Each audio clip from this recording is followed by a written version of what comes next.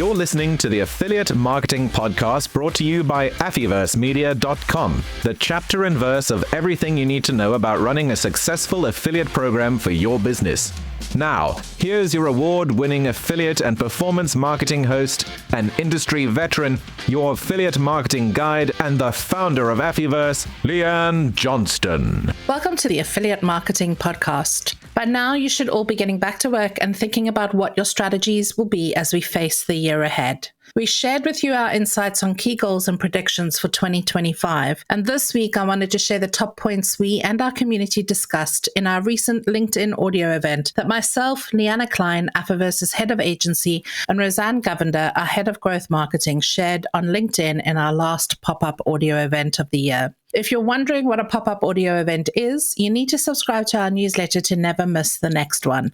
It's a pop-up event that we host live on LinkedIn, and we invite all of you to come and join us in the conversations as we come together to learn what's new and trending in affiliate marketing. One of our core values at Affyverse is to help the world do affiliate marketing better, and we're intent on doing that around the globe this year as we launch a few new ways to engage and come and learn with us.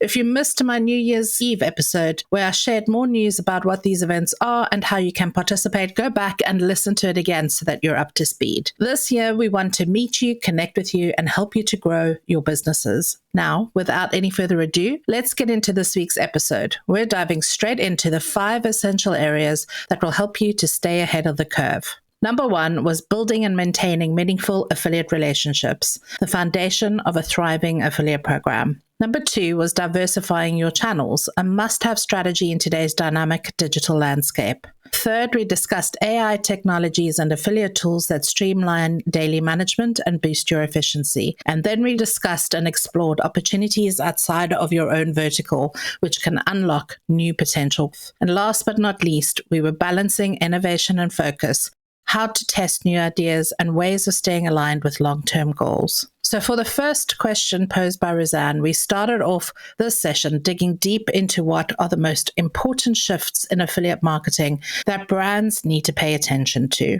I'm going to dive right in before Leanna gets a chance to, because I think we're going to have different opinions on this, mainly because we work with lots of different types of clients in our industry, and we work across a depth and breadth of different verticals as well. And for me, I really do see a massive shift towards influencers coming into the performance space and customers becoming advocates for the brands that they are purchasing and connecting with. And I really do feel that next year is going to be the year of community building. And I've seen quite a lot of people post on LinkedIn, what does everybody think the trends on? And I actually just saw a poll today prior to coming onto this call where 100% of the votes on this poll was all about community building and building brand advocacy around their programs. And that works both ways, both for customers and also for affiliates. So I'm starting to see a lot more affiliate managers get out on LinkedIn, start talking about their affiliate programs and thinking about how they can build brand advocacy with the partners that they're working with, because this industry is becoming more and more complex with more different types of partners and publishers coming in on the performance space.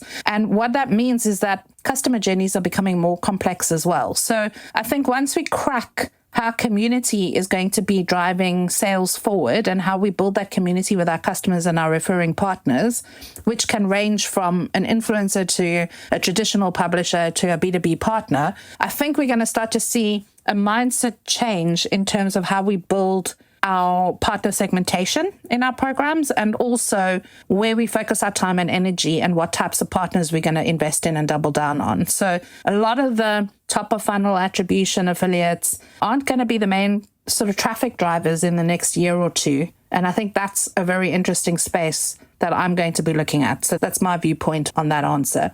Leanna, what about you? Definitely, I'm not going to go against your predictions, Leanne, because your predictions of trends are usually pretty spot on. I agree with you that influencers are going to be a bigger part of your program, and also that advocacy will be important. I also see the programs relying on different partner types in order to maybe reduce the cost of their other marketing channels. So where previously brands would say, I really don't want to work with affiliates who are doing paid because we are doing paid and it's cannibalization, they might actually go to those partners now and say, hey, listen, if you actually do the paid piece within this niche, that would be very helpful to us because we're not focused focused on that right now. So I actually see those partnerships from those affiliates being very important to most programs in the coming year so that they can reduce costs of the channels that they're working in-house as well. Yeah, there's a lot more collaboration happening between other departments, especially on the bigger clients that we're working with in our agency at the start, whether they bring in the paid media and the SEO teams in earlier on the strat planning sessions with the performance partners. That has definitely been a seismic shift that I've seen this year in terms of working with clients, and whether they're starting out or whether they're actually trying to scale. That is something that I've seen, like a culture change almost that I've seen. And the other thing is that the affiliate channel, and I don't really like to call it channel because it's not a channel, it's a payment method, but it's getting a lot more attention. And that is because the industry is actually sharing a lot more insights. We're actually sharing the story of what is going on behind the scenes and how we are driving revenue forward. So there's a lot of white papers that are being released through the APMA, the PMA. These governing bodies are pulling together data and insights that haven't traditionally been shared across the breadth of the industry. Everybody does their own data and analysis, but there's a lot more numbers to prove what we're doing here in the performance channel and how it's actually impacting businesses as a whole. And I think some of the stats that we've shared on our podcast recently when we interviewed both the PMA and the APMA, the numbers are quite staggering, really, like double-digit figure growth year on year for almost the last 7 years straight. And in the UK alone, if you look at the total revenues that are being generated in the performance marketing industry, we're almost like a sector in the top, I think, 25 placements of UK business sectors that are generating revenue for the country. I think it's becoming almost like in vogue to be in performance marketing. And I'm super excited because for many years, we've always been in the shroom room. So I think next year is going to be a really exciting channel where affiliate is actually going to become more mainstream. It's going to become less regarded as something that happens in the background, and it's going to become a kind of flavor of the month in terms of the digital community, which I'm already seeing right now. Just by the sheer volume of content that's being pushed out on digital marketing platforms, either those Performance Marketing World, PI Live, Allo Partner, like all of these channels, Martech Record, we're all finding a lot more content to write about and share about, and I think that's exciting for the industry. Absolutely. That was such amazing insights. Thank you guys so much for sharing. I actually had so many ideas to share, but you guys have covered it all. So I think let's take this time to dive into the 5 key areas that we can actually talk about. And that is, again, how to build and maintain meaningful affiliate relationships, why diversifying your channels isn't just a nice to have anymore, it's a must. The role of AI technologies and affiliate tools in streamlining your program, why looking outside your own vertical is essential to stay ahead of trends, and how to balance testing new ideas while staying focused on your long-term goals. Now, I think we can all agree that affiliate marketing is so much more personal now than it was even a few years ago. What are some of the ways that brands can build stronger, more authentic relationships with their affiliates? I think, it is a two-way street, and we can help our affiliates just like our affiliates help us to gain sales. Recently, there have been some changes to the Google algorithms, and some of our SEO partners have been hit. And it takes a bit of time for them to pivot and come back to the traffic that they had previously. So while they're in the process of doing that, I always think it's nice to see what can we do in return. Putting a testimonial up from a really great partner onto your affiliate page provides them with that link back to their site, which can help with it's a small gesture, but it's something. When we're talking about partnerships in the affiliate channel, we're often talking about what do we pay you, but also how can we help you? How can we assist you in make our partnership stronger? So it really is about having very deep conversations, understanding the needs of both sides, and seeing how you can work together to achieve goals together, because that is essentially what you're in a partnership for. I think that's a good point. And also, I think it's the age of affiliate managers getting out from behind their screens and actually having real life conversations. I want to see affiliate managers getting out to way more events, in-person events, whether they're big ones, small ones, networking, because this industry still is built on relationships and trust. And we're dealing with humans. Like, affiliates is not set and forget. It's not about setting up the program, putting the tracking infrastructure in place, and then leaving everybody to their own devices to somehow hit it rich. This is very much a channel that you have to be invested in, and building relationships starts with having conversations. And that means making time to actually get to know who your publishers are and who your affiliates are. And a lot of affiliate managers still see this role as like a data admin support type role instead of an active sales and listening role. And I think when we change our mindset and think about putting ourselves in our affiliate and publisher's shoes and understanding what the difficulties are that they're having as SME owners, trying to run their business and grow their business and scale their business while servicing multiple clients at the same time, I think we start to have a better appreciation of what affiliates actually go through every day. And small incremental things, like I've had conversations with really big publishers here in the UK where they don't want to receive 20 emails from different programs about what their offers are. They just want to get on a quick 5-minute telephone call and have a conversation. And a lot of affiliate managers still shy away from having that human contact. And I think you're missing a trick if you do, because the more you get to know your publishers and what they are experiencing, the better you can adjust your strategy and adjust your program and your onboarding processes and your service and support levels to make sure that you're actually giving them what they need in order to succeed. And I think we forget about that sometimes. So I would want to see a lot more in-person conversations, a lot more get-togethers, really doubling down on understanding how you can serve your affiliates and not how they can serve you, because they've got choice. And I don't know where everybody's from and what industries you're working in, but the market is tough. And some of the numbers shared in the recent reports that have been delivered, you can see the extreme growth rates of new affiliate programs coming into the industry over the last 3 years. And then if you're not actually actively marketing and promoting your affiliate program, you can understand why affiliates aren't actually responding to your emails, because they don't have to. They've got multiple programs that they can be choosing from. So understanding how you're going to build those personal relationships is really a key thing for affiliate managers listening to this to really understand and start doubling down on. Now, being part of an audio event, we encouraged our listeners to participate with us and engage in this conversation. And we never want these sessions to be a one-way street. Answering questions and getting feedback is how we're all going to learn as a business and as affiliate marketers to move forward in the year ahead.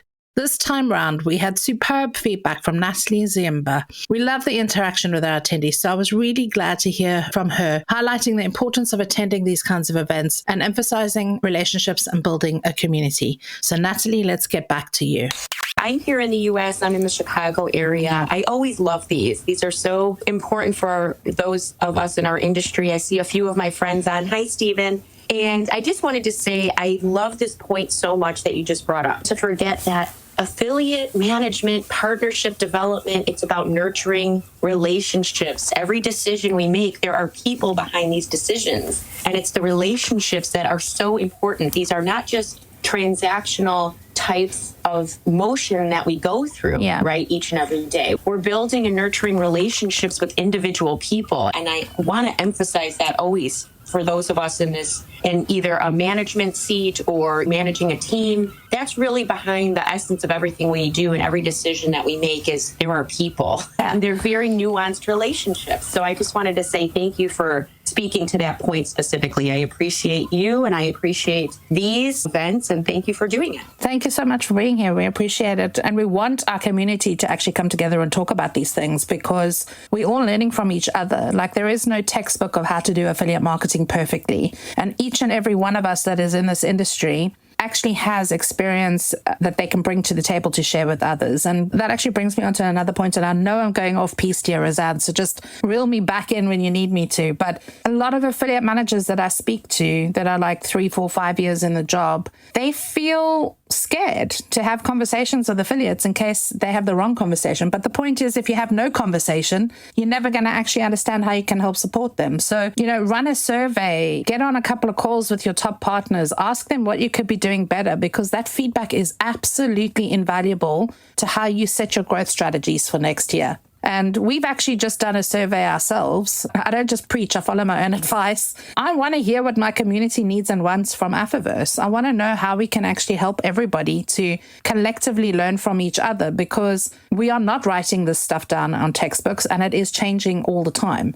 So we have to have a platform, a space where we can come together and have these kind of like speakeasy moments where we can all learn and develop our skill set by learning from other people's stories. And I'm a massive believer in storytelling, because through stories, that's how we learn. And I think from my own experience, especially when you're starting out in the industry, it is not easy to have that confidence to go to these networking events and participate in them. But sometimes it's about starting small. Even if it's just taking the time to check in with your affiliates regularly, whether it's to troubleshoot a challenge or to celebrate a small win, it makes a huge difference. As we said, it's not just about managing the program, it's about building a partnership. And also just speaking about our survey and our learnings thus far, I talked about how it's about building a confidence in your affiliate managers to actually have these conversations. And one of the things that I've learned from the insights that I've been diving into is that there's a great module in our AMP course, and I know I'm being cheeky by talking about that right now, but there's a great module that the AMP is actually that hosts about building the confidence as an affiliate manager to have these conversations. And the reason I bring it up is because it's one of our most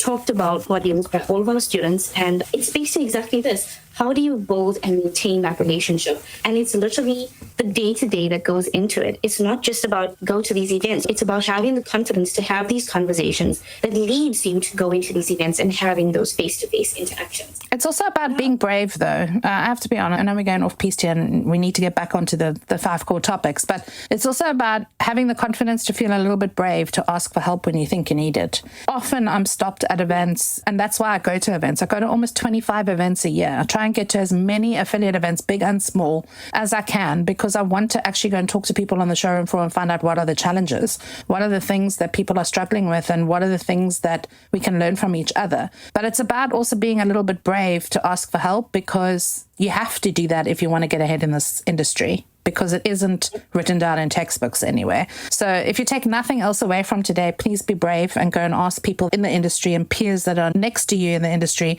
and find out what they're doing and how you can collaborate together. Even if you are competitors, you don't have to give away your trade secrets, but you can still have meaningful conversations with each other and learn from each other. And that's what I want to foster and encourage this year. Let's talk specifically channel diversification. Liana, if you don't mind, I'll start with you. You and Leanne have been at the forefront of spotting emerging platforms. Where do you see the most opportunity right now? Oh, that's a tough question. There's a lot of opportunity all over, and it depends on what vertical you're in. I'm seeing a lot of partnerships right now for me formed on Telegram in groups when I've started conversations. It's just a new place to be online, and my partners just happen to be there. I think if you're talking more in the B2B SaaS space, maybe looking at partnerships that are a bit more corporate, like a card-linked offer or something to that effect might be, where you're going to find your sweet spot and find something new. But for me right now, Telegram is just where people are having conversations. I've joined some groups, I've had some chats, and I've ended up creating some really great partnerships there from different types of partners. And I think that just is something that you have to do, is you have to be where your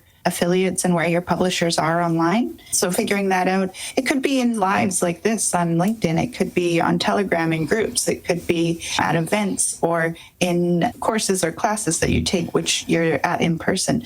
But to diversify your channel, you really just have to go where you believe your publishers are going to be. I think I'd like to add on that. So the rise of mini apps in Telegram in the gaming industry has just absolutely blown up. Like the operators in that channel have just figured out how to use the open source API technology to build instant gamification experiences. That's not really relevant for e-commerce and B2B SaaS, which operate a little bit differently and are the key areas that we focus on. But one of the other places that I think is quite interesting is the influencer space, because influencers have for a long time, or ambassadors, they've for a long time worked on a sponsorship basis, so upfront cost. But what we're starting to see now is that people actually want longevity. They want to be partnered on a revenue share basis. And a lot of major media publishers as well are turning to the performance channel, which is quite interesting because it was always a bit of a hard sell in the past. And I'm starting to see that this is actually where the conversation starts now, is on lifetime revenue share and figuring out how can we actually work together and partner together to bring the right customers at the right price point and at the right timing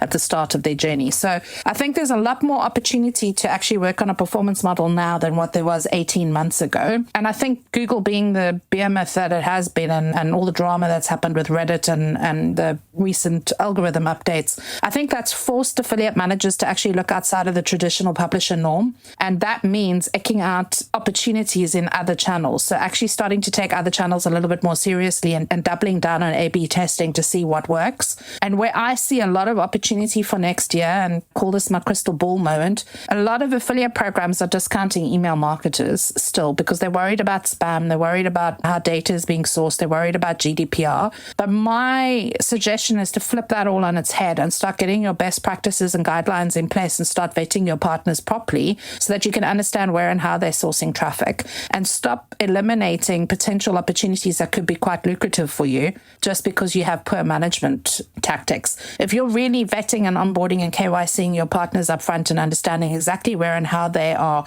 getting their traffic sources and how that complements what you're doing in your direct channels, you can really build successful niche traffic partnerships that previously you would have discounted because you could have always relied on SEO partners and review sites and the traditional kind of publisher methods that, yes, they do drive a lot of conversion. But I think we have to look outside of the norm, and we have to start looking at all of these other channels that are coming into play and figuring out how can we use them. We're seeing a lot of interesting stuff on X, a lot of interesting stuff on TikTok that affiliates are actually getting in, and God love them. They are always first to market and first to test and try stuff, and that's why we pay them commission. But as brands, we also need to be understanding how these channels can be leveraged. So I really think we're going to see a bit of a change in terms of where and how we're sourcing traffic, and not so much reliance on SEO next year. That's my kind of crystal ball moment. Yeah, no, I totally agree with the both of you. Thank you for that. And listen, as someone who's in the day-to-day stuff, I can understand that this is very overwhelming to think about TikTok, Telegram, podcasts, and everything else all at once. So my advice from a growth perspective, pick 1 or 2 channels to test first. See what sticks and then build from there. It's about progress, not perfection. I actually want to bring in something else from our own learnings. So if you haven't already listened to the Affiliate Marketing Podcast, go and have a listen to the podcast and have a look at the podcast industry. Because if you've got a product or a service that you can sell, whether it's a SaaS product or an agency or whatever, podcast advertising is some of the cheapest advertising that you can get online, and it is evergreen. It lives in the pockets of the listeners forever. Once you subscribe to a podcast,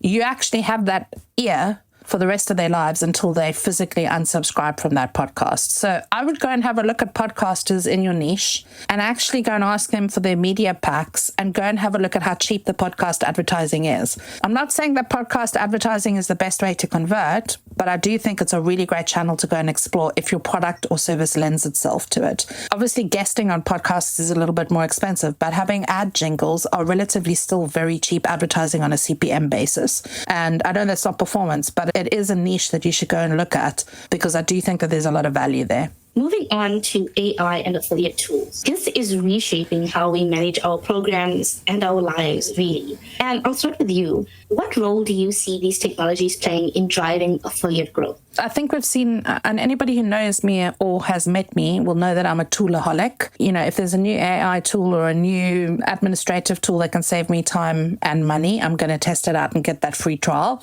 My team sometimes gets cross with me because I have so many subscriptions to things that we hardly ever use, but I thought that they were cool at the time. So I'm a SaaS product developer's dream. But honestly, I think this year everybody has either taken 2 schools of thought on AI. They've either shied away from it because they're worried that they're going to lose their job if AI takes over, or they've totally thrown themselves in and embraced it and figured out how can they actually become more efficient. I have been the latter. I have thrown myself into AI tools and I've started to learn how to write really great prompts and responses and leveraged it to use opportunities to save time. I think this is another iteration of the internet, how it was 15 years ago when everybody started using mobile phones and nobody really thought that the internet would take off on mobiles. This is yet another part of your learning journey, your career development as an affiliate manager, to embrace those tools that can make your lives easier. So I don't think you should be afraid of AI. I think you should definitely embrace it. You should be looking at which tools work for you. If you're interested, we have something in our agency called the MoFo tools list.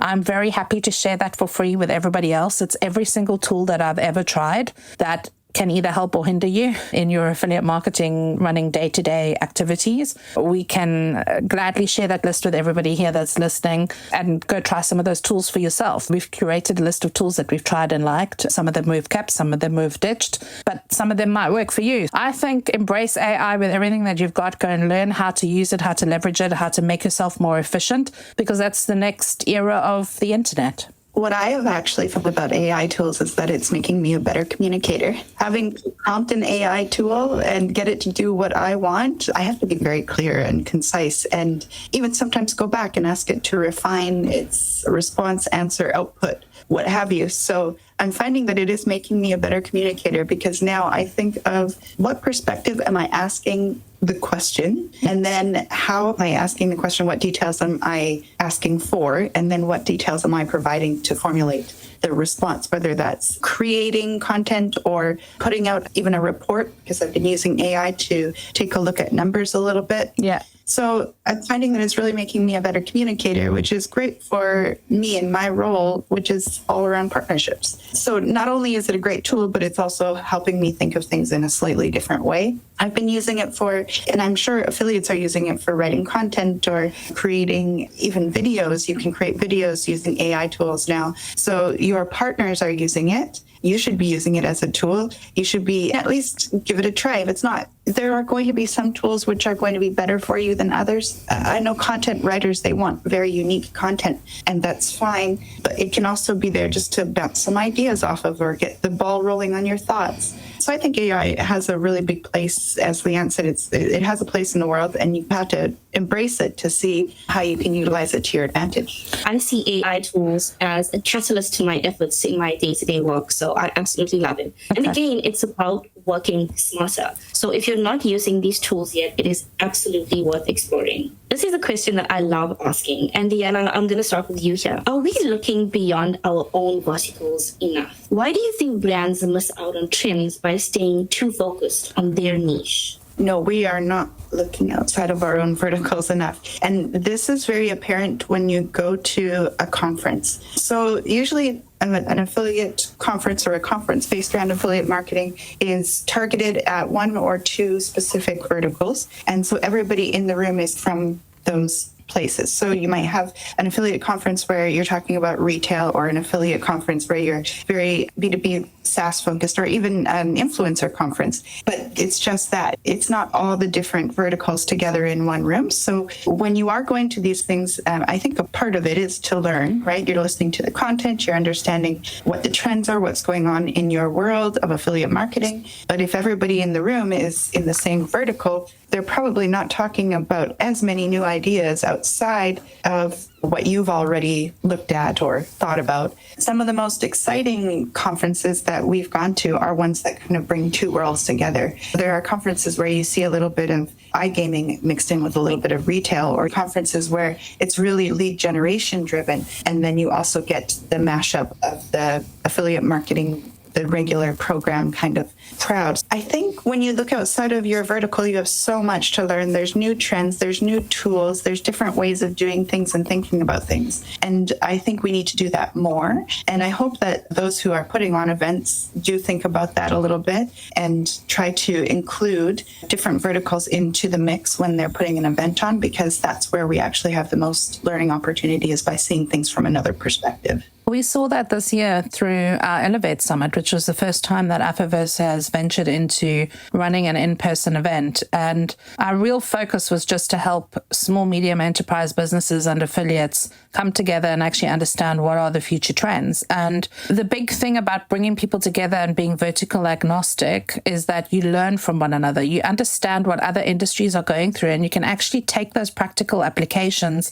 change them up a little bit, and apply them to your own industry. And the beauty of it is that nobody else is doing that except you, because you're the one that's gone to the event. So you really do need to step outside of your comfort zone and go to different events. Don't just go to the same old events every year because you think that's the events that you need to be at. Like, we went to an event in Dubai and ended up meeting a whole bunch of affiliates for B2B SaaS companies. And the event wasn't actually for B2B SaaS. It was for Nutra, health, dating, and horoscopes. It was a just completely different industry, but lead generators were there and they had traffic that would match other verticals. So you really do need to step outside of the box and think about going to events that maybe you haven't been to before, because you never know who you're going to be able to meet there. But also you can learn about some of the things that those industries are going through that your industry might not be at yet and might be a little bit further ahead. And we see this because we work across multiple industries in our agency, but we also work with publishers that work across multiple industries, and we learn from them too. So I do think getting out to events where there's a little bit more more content, a little bit more in-person personalized networking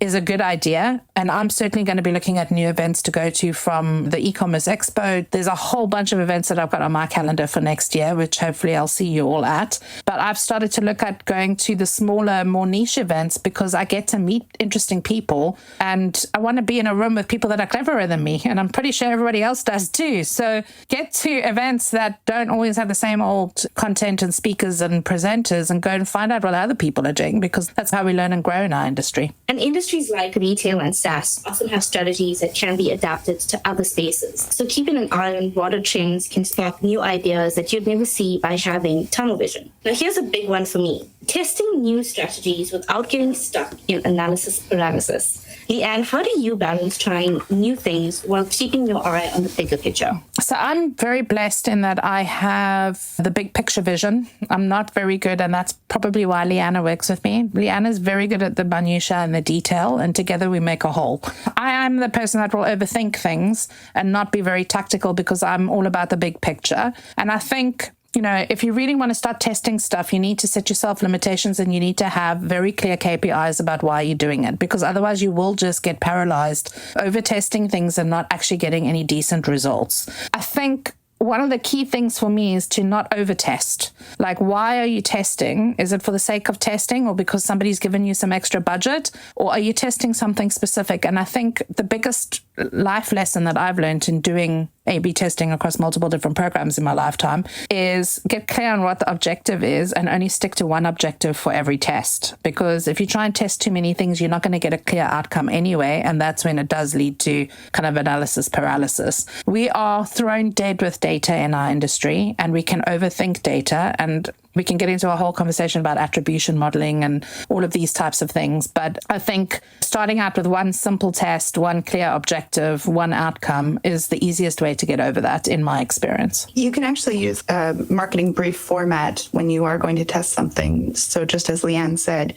think about your objective. What is your budget? What is your plan? And then what is the outcome that you actually want to see? And if you put it all on paper, some people are more visual. I know I am. So if you put it all down on paper, then you have a clear plan going forward, and you can understand, when I did this test, what were the variables and how did the outcome benefit me, and or what can I learn from it? And you can utilize that again later down the line if you have it all on paper as well, because the next time you go to test something, you can do it like for like comparison of the two tests. So if you want to be really practical about it, use a nice marketing brief and actually lay it all out before you go and create the test and complete the test. Yeah, I think you need to be, that's a really good point, Lee, because there are so many variables that can happen during the period of a test. Tracking can go down, an offer can change, an affiliate can get penalized for traffic, and then your whole kind of testing model goes out the window because it isn't like for. So be very clear about what it is that you want to test, put the parameters in place, make sure that you communicate with other departments if you are going to have a test, and then see what the outcomes are, and just be very clear on what those measurable points are,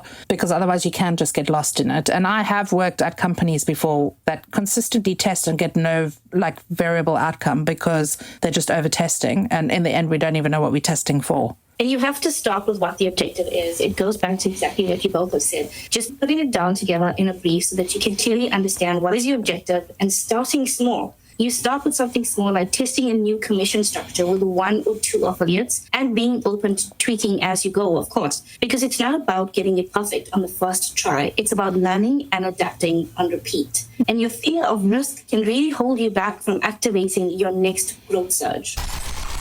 And there you have it, how to plan your affiliate strategy for 2025. We really hope that this audio event and now podcast episode has helped you to focus your efforts for the year ahead. I think we all left with key, concise goals and objectives of how to make the most of 2025. So check in with your affiliates. A short message could change the direction of your program's success. Test something new. Be it a new AI tool, a new partner vertical, or a new incentive, or even just going to a new event. You never know what could be out there if you only stick to your niche. And watch how other industries are staying curious. See where trends are out there and attend different events and expand your reach into different sectors.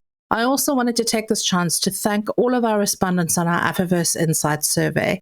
Thank you to you, as we will be proactively sharing and focusing our efforts on what is relevant and what you find valuable to help you with growing your affiliate program in this industry. For my part, I'm keen to get out there more and meet you all in person, as we are getting out from behind our screens and getting out there to meet our community. We appreciate everything that you feedback and all that you do in terms of listening, watching, and reading all of the content that we're sharing about affiliate marketing. I'm looking forward to starting this year and meeting you, all our listeners, our partners, and making new connections just as much as you are. Looking forward to seeing you soon. That's a wrap for this week's Affiliate Marketing Podcast. If you're loving what we're putting down, why not head over to Apple iTunes and give us a 5-star review? Make sure to subscribe to our podcast and our YouTube channel so you never miss another insightful episode or one of our free webinars ever again. Tune in next week for more digital affiliate marketing insights, trends, tips, and content to keep your affiliate and performance marketing fresh and your partners driving consistent sales.